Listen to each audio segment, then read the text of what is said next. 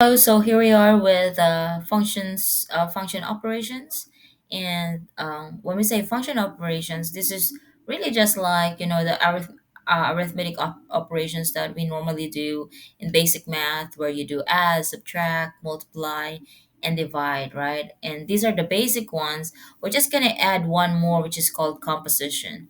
But for this particular video, we'll just be doing add, subtract, multiply, and divide, and composition will be done in a separate video. Okay, so I'm gonna erase this. I just wanted you guys to see it so that you know it's part of the basic operation in functions. All right, of course there's a lot more other functions that you could do, but for now we're just doing this first four. Okay, so when what's important here is that you're able to recognize what's the operation, because once you know the operation, then you can just pretty much do it, because we've all been doing adding all the time, right? Like if say 3 plus 2, you know that you need to add that. That's going to be 5. If you say 3 minus 2, you know that's going to be a subtraction. If you do 3 times 2, and you know that you're going to just have to multiply that. We have all learned that. So that's really what we're trying to do here. It's just that instead of plain numbers, we're doing it with expressions, okay? Or with functions. Okay, so look at the first one. It says f of x plus g of x. But first of all, look at what's given. You're given two functions, f of x and g of x. Sometimes they could even give you a third one called h of x, okay, equals, let's say, 5x squared minus 1. That could be your third function. You could have a fourth function. You could have so many functions. It does not really matter, right?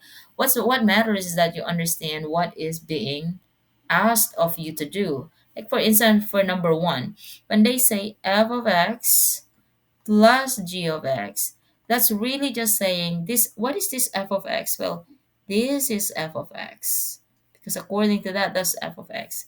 And then what is g of x? That is g of x. So therefore, it's just a matter of substituting that f of x there. So we will substitute it in here. X squared plus 3. The g of x is here. So now we will substitute that here. And of course, we will do the plus.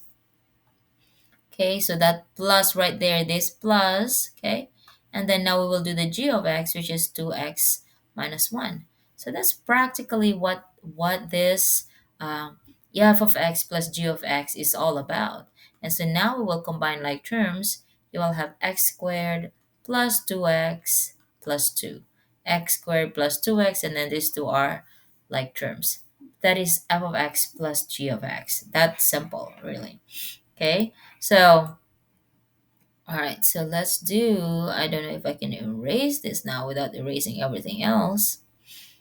Okay, so, all right, so now I'm gonna, what about if I give you other functions? Okay, I'm gonna give you other functions, and let's try to check if we can solve them. Okay, all right, I'm gonna start with g of x equals 2x, okay, and then f of x equals x squared minus 1, and then h of x equals 4 over x. Okay, all right, so the first one that we want to do is this one right here, f of x minus g of x. Okay, f of x minus g of x. So let's write that, f of x minus g of x equals, first we write f of x.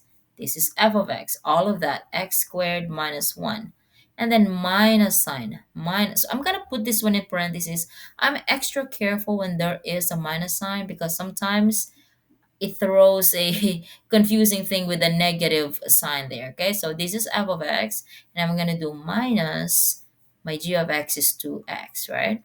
You don't really need to in this term, in this particular example, but it's really good if you're just being careful.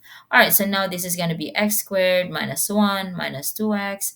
And when you simplify that, but that's already simplified, because there's really nothing that you can do other than arrange them in standard form, x squared minus 2x minus 1. Okay, now that's one. What about if it's g of x minus f of x? So I switched it. So here you need to be extra careful now because f of x is a binomial. So now I'm going to copy g of x, that's 2 of x, all right, minus this binomial right here, x squared minus 1.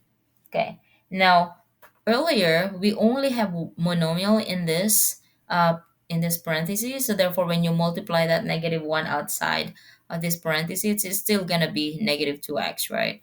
But in here, remember you have that negative sign, so technically there is that negative 1 outside. So when you simplify this, it's gonna be 2x, then this negative 1 will get multiplied these two inside the parentheses. So therefore, you will have negative 1 times x squared is minus x squared.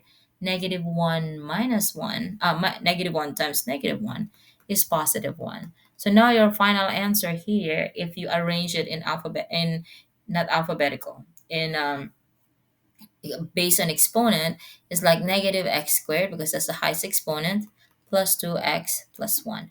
Although this is acceptable, this is the revised one with descending exponent. Okay, so I hope you can see the difference, even though they look the same, but with a subtraction sign in a binomial form, that's the one you need to make sure you enclose it in parentheses.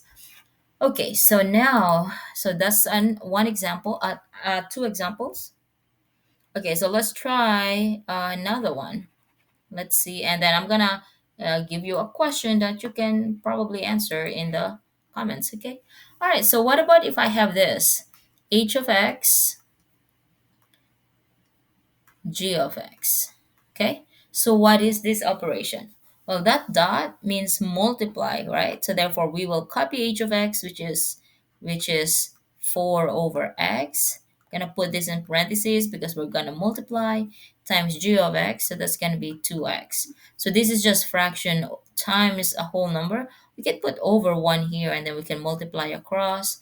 2 times 4x, 4 times 2x equals 8x over x times 1 is x. The x will cancel out, so therefore your final answer here is 8. Okay? All right.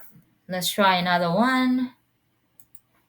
Okay. Actually, I'm going to write a couple here and hopefully you can recognize what the operation is about. All right, so let's do f of x plus g of x, um, and then this h of x. Okay, so you have three going on. Now remember, PEMDAS, you have to multiply first before you add. So therefore, let's do this. Okay, so let's copy f of x first because that's the first one. So that's going to be x squared minus 1. That's the f of x. And then I'm going to say plus for that plus, and then g of x is 2x. I'm going to put it inside parentheses because I'm going to have to multiply it with h of x, which is 4 over x. Okay? So now according to PEMDAS, you have to do this 2 first because you need to multiply. So therefore, I'm just going to copy this down. And then 2x times 4 over x, that's going to be both positive there, so 8x over x, and this one will cancel out. So now you have x squared minus 1 plus 8 equals x squared plus 7. So that is all of that information. Okay. Now, for division, that would be pretty easy as well. If you have f of x over g of x, then you practically just have to copy that problem. F of x is, see this bar, then you're going to put that bar. F of x is x squared minus 1, and then g of x is 2x. Since you cannot simplify it, then that's it. That's the answer. Okay. And now, of course, it depends on how um, expansive your functions is, but in general, this is the concept for performing operations of functions.